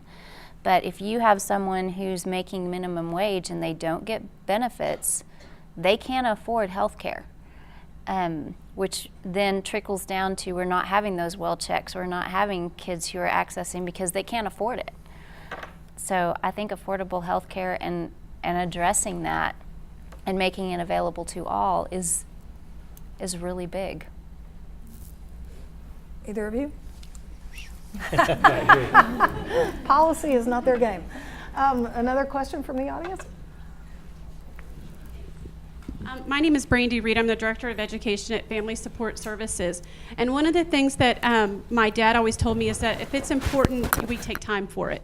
And I think that's one of the things that we have lost just in general, is to take time for some of these parenting issues and some of the issues that we have in our community. One of the things that I've loved the most about the Help and Hope campaign is that it's really put an emphasis on changing the stigma behind how parents can access services and how any normal parent has the normal stressors that come with parenting. And throughout the years, and I've worked at the agency for the last 11 years, I've seen parenting really change, and how we used to go from saying, you know, you need to take a parenting class and offering that as a 1-hour class, thinking that we can actually change a behavior or a norm within in that family, or generational issues, that would even make an impact at all. And really, PEI, prevention and early intervention, has shifted that to say we need a really long-term intervention. And so one of the resources that we offer is through home visitation, and that's one of the things with the Nurse Family Partnership, Coalition of Health Services, and at Family Support Services that we're really focusing on, is offering that home visitation to our community and meeting parents at their need. That's going in and looking at the fact that if they can't feed their children, they can't focus on changing something about themselves that needs to shift some of these generational issues and really address poverty, the stigma in accessing mental health services, but having those private conversations and developing a relationship with them for 2 years, because we know it takes a very long time to actually change those behaviors and attitudes. So I just want to reiterate that if it's important, we take time for it. We take time to address the issues behind our children that are affected by autism, our sexual abuse and domestic violence, the issues that we have in our community. But I do actually have a question, even though I really love to talk. So in doing that, how do we meet people at their need, like we're trying to do through PEI? How do we take these services to people? How do we meet them at their need? How do we address sexual and domestic violence in our community, meeting people there? How do you leave your walls to find help for our families at the agencies that you work with? April? I think sounded like it was for you. she Did tailored. that sound like that was for me? She tailored you first, but the others will get in. I think, one, we have to make that, as an agency, we make that part of our strategic plan. And we try to look for ways to engage with our community. And that can be difficult. I think the barriers that we come from, because it strikes right back to your comment, what's important to us, we make time for. And unfortunately, we have a very busy society. And parents are stressed by, I have to have my child at softball and the other child goes to gymnastics, but parents are where we need. And so one thing that our agency is doing is reaching out to our faith community, because people go to church and they make time for church.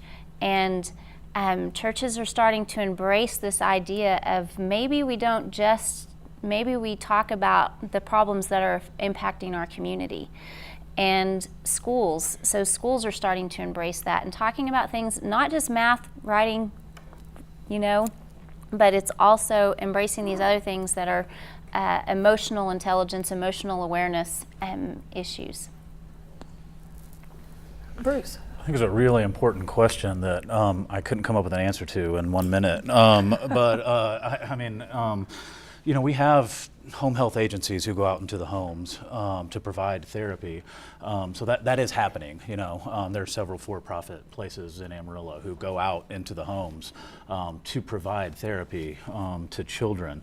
But as far as the bigger picture on how we're making these resources identify, we keep coming back to that. There's all these great things, and she hits on a huge issue for our people we're trying to serve, is transportation, and how do we get them there? And I know Panhandle Community Services have been trying to tackle that ever since I moved here, and it's an issue, and I don't know that there's a great solution to it right now. But yeah, getting children to the turn center, getting children to the bridge, that's not an easy thing to do. It's not simple at all, and so it's a tough one.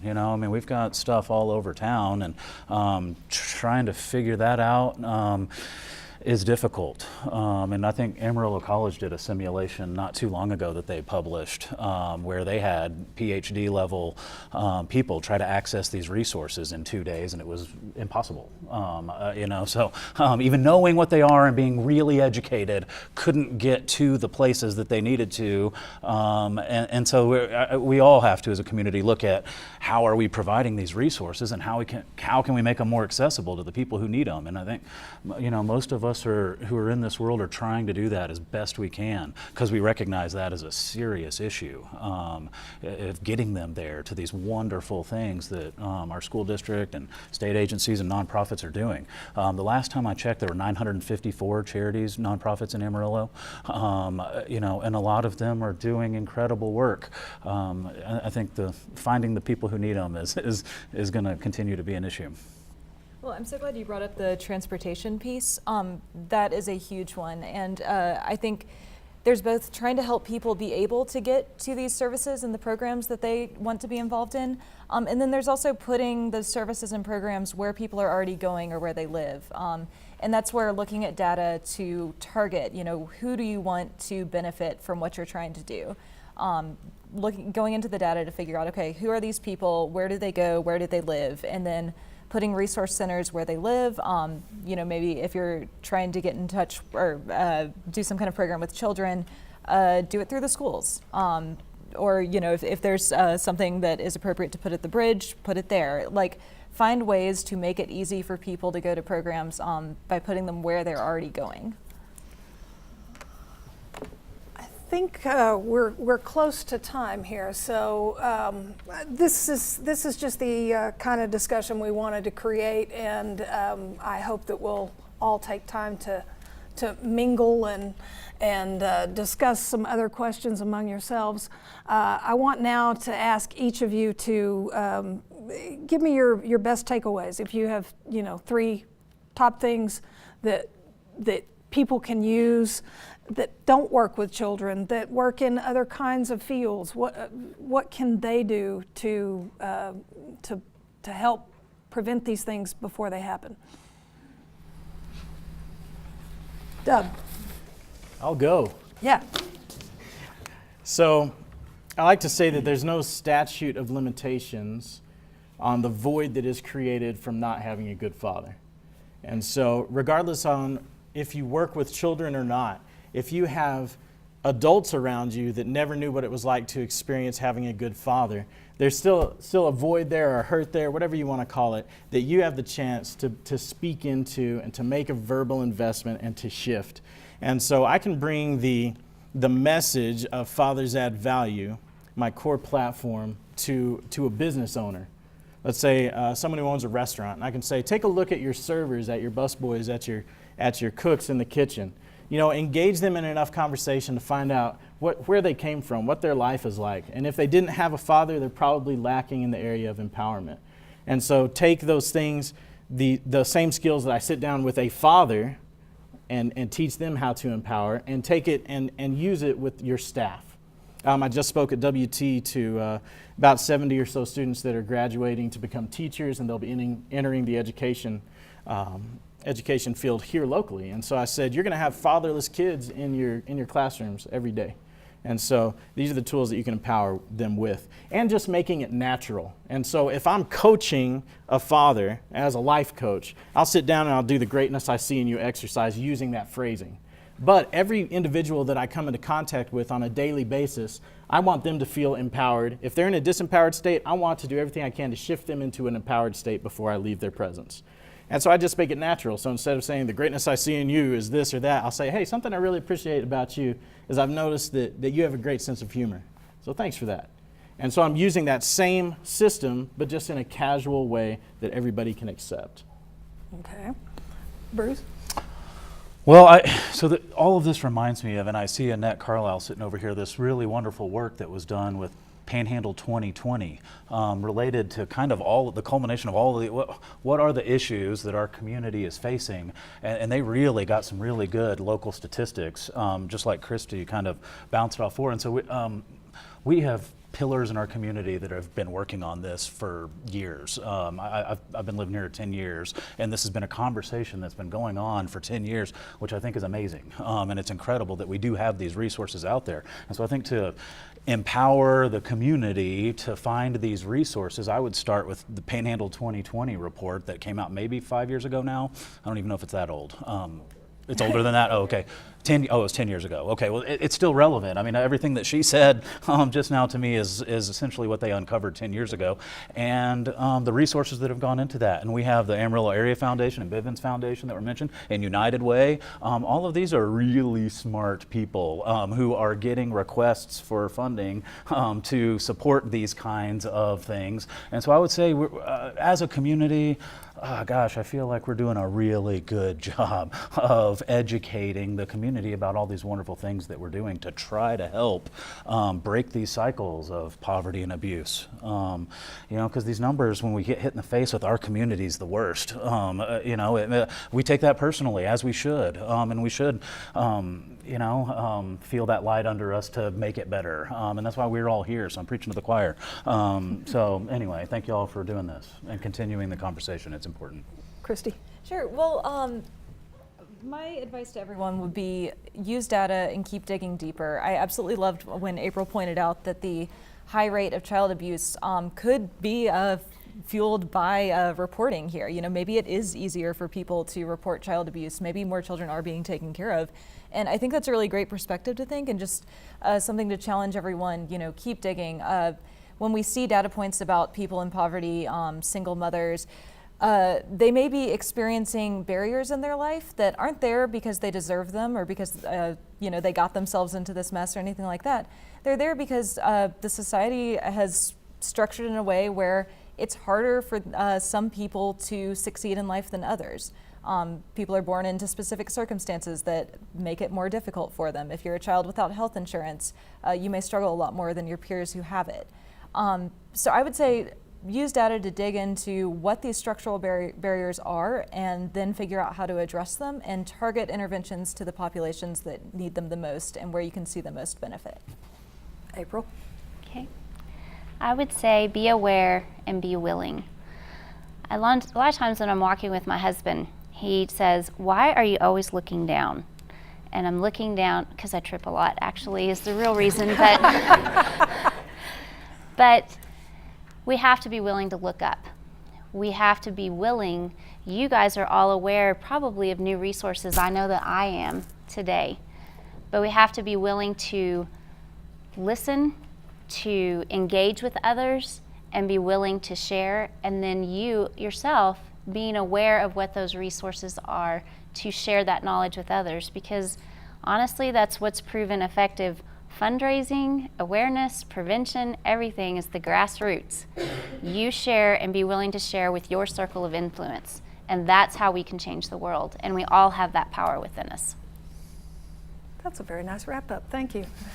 Thank you to those here beside me and those in the audience for your time and attention today. We are lucky to live in a community that cares.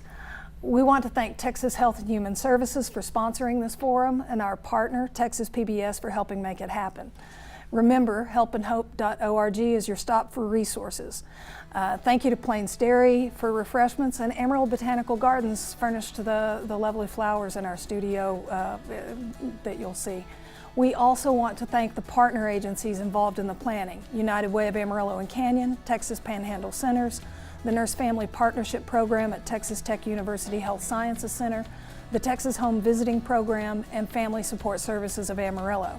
And we want to express our gratitude to the video participants who helped us shed light on needs in our community. Panhandle PBS works every day to tell the stories of the Texas Panhandle, as we say, to enlighten, educate, entertain, and show you why we live here. Please join us at 7 p.m. Thursdays or on our website, panhandlepbs.org, to watch our weekly series, Live Here. Today, we discussed ways to make living here better, and we are grateful for your participation. This video live stream, will be posted on our website on a page that also will include resources. While you're on our website, look around. You can watch any of our content anytime. You'll also see blogs about people, programs, and events in our area. Again, many thanks and have a great day.